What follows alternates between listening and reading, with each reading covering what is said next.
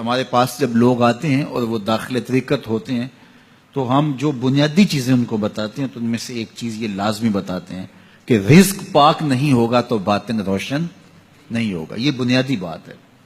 اگر رزق پاک نہیں ہے تو میرے حضور نے ارشاد فرمایا کہ ایک بندہ سفر کر کے کعبۃ اللہ کے صحن میں پہنچتا ہے اور کعبے کے پردوں کو تھام رہا ہے, وہ یمد یدیہ, اور لمبے لمبے ہاتھ کر کے کہتا ہے اے اللہ, لیکن اس کا کھانا حرام ہے, اس کا پینا حرام ہے, اس کا لباس حرام ہے, وہ غزیہ بالحرام, اس کو غذا حرام سے دی گئی ہے. میرے حضور نے فرمایا اس کی کوئی دعا قبول نہیں ہوگی.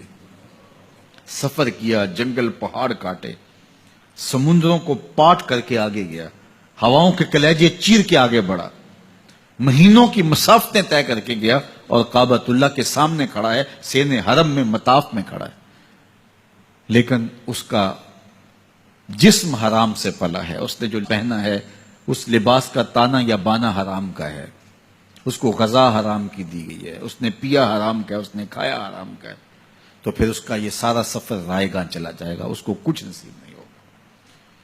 تو سب سے پہلی شرط اس عنوان سے عقل حلال ہے.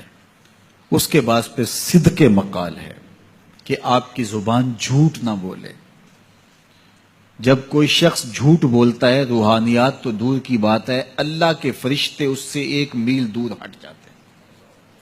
جب کوئی شخص جھوٹ بولتا ہے تو حدیث پاک میں آتا ہے اس کے منہ سے ایک خاص قسم کی بدبو نکلتی ہے. اس بدبو کو ہم نہیں سونگھ پاتے لیکن فرشتے سونگھ لیتے ہیں, چونکہ فرشتے انتہائی حساس مخلوق ہے, اور وہ جھوٹ کی وجہ سے نکلنے والی بدبو کو سونگھتے ہیں. اللہ نے حضرت امام اعظم امام ابو حنیفہ رضی اللہ تعالیٰ عنہ کو یہ بصیرت عطا کی تھی اور یہ باطنی نظر بخشی تھی کہ جب کوئی شخص وضو کرتا تھا تو اس کے وضو کے پانی سے پہچان لیتے تھے کہ یہ کس گناہ کا مجرم ہے. جب بندہ وضو کرتا ہے تو وضو سے ہاتھوں کے گناہ جھڑتے ہیں, منہ کے گناہ جھڑتے ہیں, تو وہ وضو کے پانی سے اس بات کو محسوس کرتے تھے. اللہ نے ان کو وہ بصیرت عطا کی تھی, لیکن انہوں نے اللہ کی بارگاہ میں عرض کی مالک مجھ سے یہ چیز چھین لے, یہ چیز مجھے نہیں چاہیے. لوگوں کے بارے میں جو ہے وہ ایسا گمان پھر پیدا ہوتا ہے. تو فرشتوں کو اللہ نے وہ حساس جو ہے وہ پاکیزہ وجود دیا, ان کی حس ایسی ہے کہ وہ بدبو جو انسان بولتا ہے اور لفظوں سے جو اثرات نکلتے ہیں وہ محسوس کرتے ہیں. تو جب کوئی شخص جھوٹ بولتا ہے تو اس کے جسم سے, اس کی زبان سے جھوٹ کے ساتھ بدبو نکلتی ہے. اللہ کے فرشتے 1 میل دور تک پیچھے ہٹ جاتے ہیں. تو مجھے بتائیے, جو شخص جھوٹ بولتا ہو کیا اسے کوئی روحانی مرتبہ مل سکتا ہے؟ یہ سوچا بھی نہیں جا سکتا, یہ امکانات سے ہی نہیں ہے. اللہ کے محبوب علیہ السلام سے پوچھا گیا کہ حضور کوئی مسلمان, کوئی مومن کیا بزدل ہو سکتا ہے؟ فرمایا نہیں, وہ بہادر ہوتا ہے, لیکن ہو سکتا ہے کبھی اس سے بزدلی بھی سرزد ہو جائے. انسانی کمزوری ہے, کبھی انسان بہت طاقت میں ہوتا ہے اور کبھی انسان کمزور بھی پڑ جاتا ہے.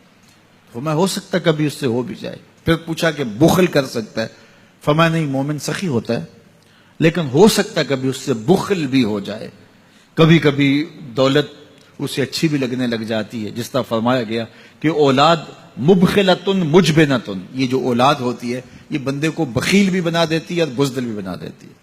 جب اولاد نہیں ہوتی تو بندہ سخی بھی ہوتا ہے اور بندہ جو ہے وہ مشکل حالات میں بھی کود جاتا ہے, لیکن جب اولاد ہوتی ہے تو پھر مشکل حالات میں کودنے سے پہلے سوچتا ہے میرے بچے ہیں یتیم ہو جائیں گے. اس کو یہ خیال آتا ہے, پہلے ایسے مال لٹاتا ہے لیکن اولاد ہو جائے تو پھر وہ اولاد کا سوچتا ہے کہ ان کے لیے کچھ میں جمع کر لوں. تو اولاد فرمایا میرے حضور نے کہ مبخلہ و مجبنہ, یہ بخیل بھی کر دیتی ہے اور یہ کمزور اور بزدل بھی بنا دیتی ہے. تو مومن ہوتا بہادر ہے لیکن ہو سکتا ہے کبھی اس سے بزدلی بھی ہو جائے. مومن سخی ہوتا ہے لیکن کبھی ہو سکتا ہے اس سے بخل بھی ہو جائے. لیکن تیسرا سوال حضور سے پوچھا گیا کہ مومن جھوٹا ہو سکتا ہے؟ تو اس پہ 2 ٹوک کہا, نہیں جھوٹا نہیں ہو سکتا. یہ نہیں ہو سکتا کہ مومن ہو اور جھوٹا ہو, وہ سچ بولنے والا ہوگا. تو عقل حلال اور صدق مقال, یہ 2 خوبیاں جو ہیں یہ اہل اللہ کا ترائے امتیاز ہے, اور یہ مجھے اور آپ کو اختیار کرنی چاہیے.